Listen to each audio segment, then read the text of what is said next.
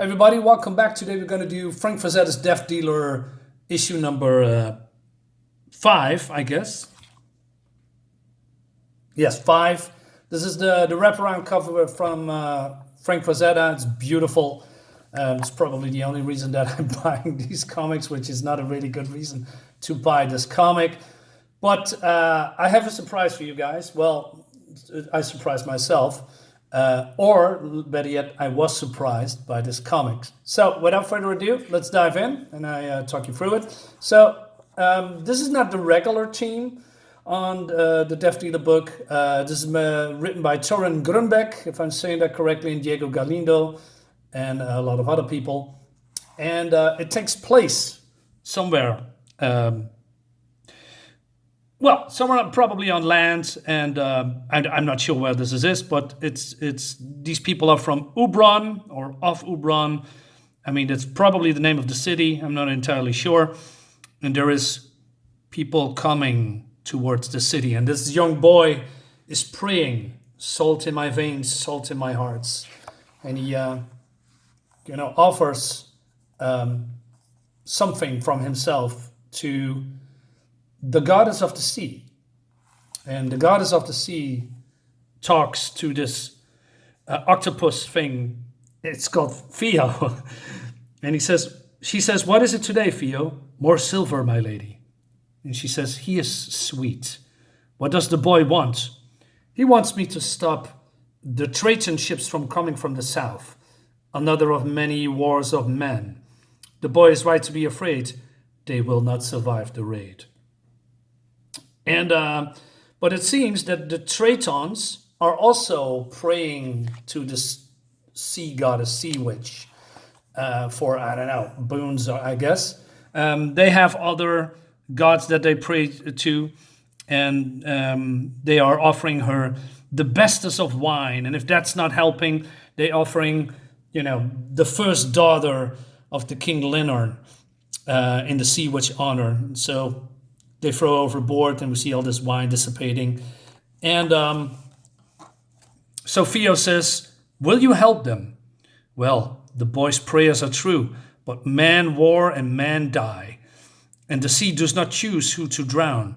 Besides, Ubron takes from our waters, and what do they ever give back? But there is someone on the shore calling me, someone who has journeyed far to find me." So she comes out of the sea. Well, this boy is here praying still. And she talks to the boy, and the boy does not know who she is, because he does, of course, not know, what the goddess or sea witch look like. And she says, "What are you doing, young one?" "I'm speaking to the goddess of the sea. I'm asking for her help." "And does she answer you?" "Not yet. But the goddess is good. I know she will help. I know it. She once saved my grandfather from drowning." So the narrative says, sea witch cannot remember the man who she speaks of. There are many shipwrecks. Some live and some die. Would it not be better to escape this place while you still can? And he says, "My sister is sick. She cannot travel. We cannot flee." Do you think the ocean lacks trinkets? It is littered with silver, gold, and treasures, young one. Why would this goddess want such things? And then the boy says, then what can I give her?" "Give her what the ocean does not have. Then maybe she will listen." And the boy asks, "Well, my lady, what does the ocean not have?" But he doesn't get an answer. So she goes into the city, and people look at her, probably knows that she is not from around here, and people look with awe and also a little bit scared, I guess. And she's following this young woman for reasons. And then, there is a sign, there's a warning that the ships are coming to invade this country, and the boy is looking for the answer. What does the ocean want? And then all these people say, "Hey, what are you doing? Go hide yourself, flee. This is too dangerous to stay here." And then the attack begins. She's still following this young woman. And then he goes to, I believe, to the library or something. And he says, "Master, who sent you? What message do you bring? I'm trying to find something that is value of the ocean." What riddle is this? Can you not hear the enemy at your door? This is a waste of time, boy. Please, you are the wisest of us all. What can I offer the sea that she does not already have? But before he can, answer, the attack is here. Everything is shaking. And save yourself, boy. Leave. So the goddess meets up with the one that she's following, and she's a sorceress. What's her name? I do not know. And she says, I beg you, sea witch, no closer. I only wish to talk. And so, if you fear me so, why seek me out, sorceress? They are here for my protection, sea witch. I mean you no harm. I love that she is creating, these soldiers from sand. But, the sea witch, way too powerful. She destroys that, and, because, I guess, control over the water and maybe the moisture in the air. Not entirely sure, but that's what I'm guessing. And she says, basically, she says here, you come far to see me. You have kept the land in a futile attempt to hide yourself. You had to walk through the rain. Water will always find the sea in the end. Now she speaks a little bit in riddles here. You have brought me here to the city at this hour. You have brought me to this war. You summoned me, and I have answered. Now speak your purpose, sorceress. All right. So the battle continues, and the sorceress explains why she needs the sea witch. Basically, she talks about the war of men and that they are keep coming and coming and coming. And at some point, they may be going to be a threat to her. How? I do not know. But, we see here people dying and dying and dying. War is continuing. And the sea witch listens and considering. Okay? So she says, you do not create this world, sorceress. I do not doubt you tell the truth as you see it, nor do I doubt that you believe you are fighting for the righteous.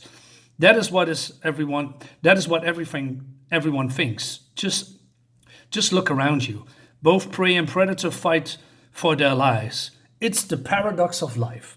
Basically, she wants to be indifferent, do not choose sides, but she's still here listening to the sorceress. She says, I do not choose sides. All things must come to an end. It's the defining trait of the living. It's our nature. How do you know that this is not meant to be? Would you have us battle fate? Fight the gods? All things must end, says the sorceress. But that does not mean we stand by and do nothing.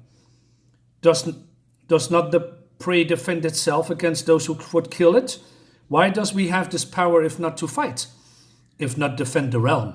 And then these ships are coming, and she is here ready for battle, also talking to the sea witch while the enemy attacks her. What is your purpose if not fight the battles others cannot? And then the witch goes back into the sea and she will consider it. And we see this cool power. I mean, isn't this a little bit excessive? But hey, anyway. So yeah, more battle raging on, more bodies, fed to the ocean, to the sea. And then we see this boy with something in his hand while she is defending her and everyone around her, probably this town. And the narrative says, somewhere in the heat of the battle, the boy named Orison finds inspiration. He does not know if he has found the answer, but sometimes a glimmer of hope is all you need to go on. The sounds of war drowns beneath the surface. And then we see the boy running, and the sea witch is pondering, what do you think, Theo? Is it my purpose, my fate to battle the gods? And Theo says, there is a fish living in the deepest ocean. It has never seen light nor color. It has never seen the wonders of the realm. Is it life incomplete? Is it meaningless? What are you getting at? I do not know about purpose, but I think and trust we all play some part in this realm. However small, the oceans listens to you. His words are comforting. There is no creature in this water that will not serve, fight, and die for you. And if life is not worth fighting for, dying for. What is? Wise words, Theo, wise words.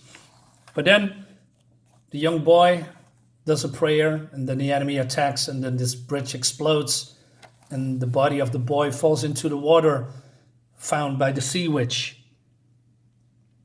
And for the first time, the narrative says, she finds the silence of the sea unbearable. In it, there is an emptiness, a taste of the end. And she feels fear, and most of all, fury. And this is the bottle with butterflies.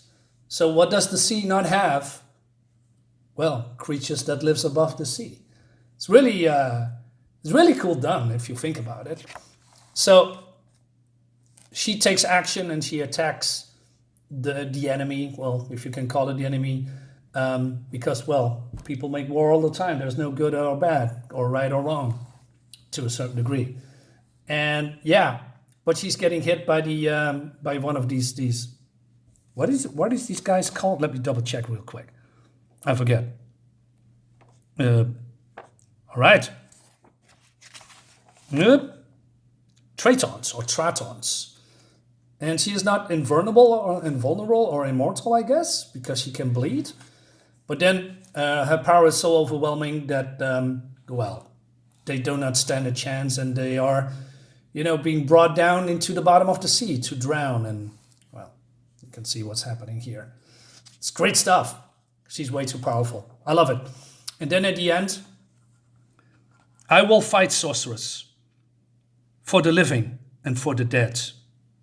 Sorceress feel a glimmer of hope, but a moment of relief, because she knows the true war is yet to come, as the witch releases then the butterflies.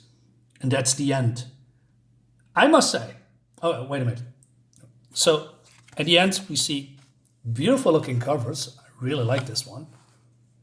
Of course, the one that I have with the Frank Frazetta, it's so stunning. It's really good. More covers, and basically, yeah, this is it.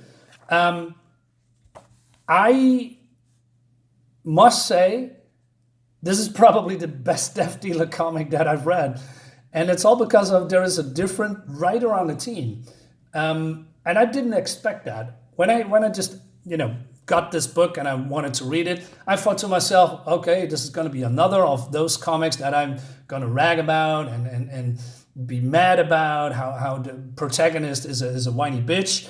And then to my surprise, I found this story, and it's really, I think it's good. I think it's really good. I like the end with the butterflies. I like the part that the boy tried to appease to the goddess. Not everything is good. The sorceress, coming out of nowhere. It's just, an extra thing that's in the comic, but it doesn't, I don't feel the weight of the war, if you will. But the main thing that I take away from here is the boy tried to please the goddess. And then in the end, she acts, what the boy actually wanted from her, but at the cost of his own life. That's really good. That's really powerful. The other stuff around, not really that interested in. But like I said, the Death Dealer itself, I'm not on board with that. But I must say, I really like this story, and I give it a thumbs up. I didn't know I could do that with a Death Dealer comic. Let's see what the next book brings, guys. Thank you for watching. Leave a comment, and I'll see you next time.